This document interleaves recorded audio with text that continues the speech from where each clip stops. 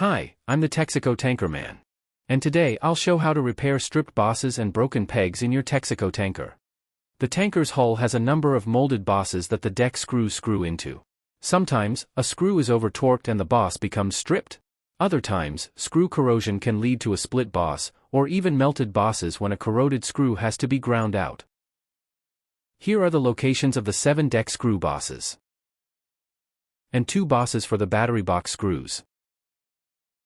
And 4 bosses that accept the motor mounts pegs. There are 2 more screw bosses at the top of the battery box for mounting the mid-house, and 1 on the main deck near the switch for attaching the aft house. And here's a tip for finding stripped bosses early. During disassembly, after you first break a deck screw loose, retighten it, but not too much. If the threads are stripped, it should be obvious. A word of warning, you may find yellow screws like this one. The yellow powder is lead chromate, a toxic bright yellow pigment. Vintage plastic toys use plasticizers that contain lead, and the lead can combine with chromium in the screw's chromate conversion coating. Dispose of these safely, and note that I offer safe stainless steel replacement screws. You may also find that battery leakage has hopelessly corroded the 2 screws in the bottom of the battery box. These may need to be slowly ground out with a Dremel tool, but it is easy to overheat the screws and melt the bosses below. But everything can be fixed. Some helpful materials are styrene rods in several sizes from Plastruct or Evergreen.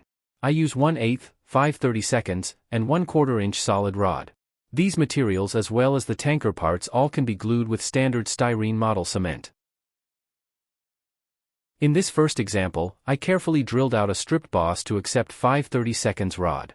It is best to use a hand-powered drill here, and of course you don't want to drill through the whole bottom. Glue in a piece of 5/32 plastic rod, and drill that on center with a 3/32 drill. A small countersink here is good. After the glue has dried overnight, use one of your original deck screws, which has a self-tapping feature, to cut new threads into the new plastic.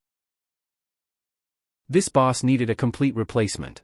The remains of the old boss were trimmed off flush with the hull bottom, and a new boss was made from 1/4 inch plastic rod.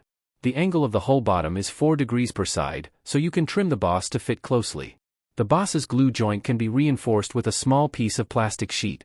Apply glue and fit the battery box over both bosses to ensure the correct position of the new boss. Again, allow glue to dry overnight before drilling and tapping the hole. Here I needed to replace both bosses. A 3D printed replacement seemed like the best solution. This plastic does not respond to styrene cement, so it is glued in with Ca, cyanoacrylate, aka super glue. It is common to find motor mount pegs broken off in their bosses.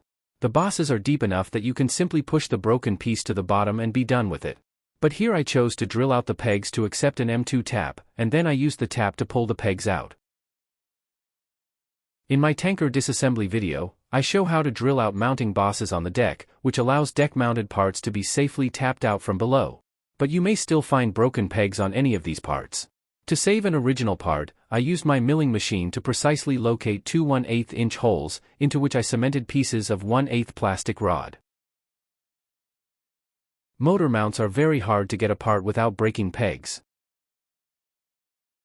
For the bottom pegs, I have drilled through the base so I could glue in replacement pegs with shoulders. I turned these parts on my lathe. For the 3 horizontal pegs, I simply drilled out both sides to accept number 4 screws, which are just a bit smaller than 1/8 inch in diameter. Thanks for watching, and I hope you have found these tips helpful. I always look forward to seeing the results of your repair work on the Facebook Texaco Tanker group. And as always, you can find my available repair parts on eBay.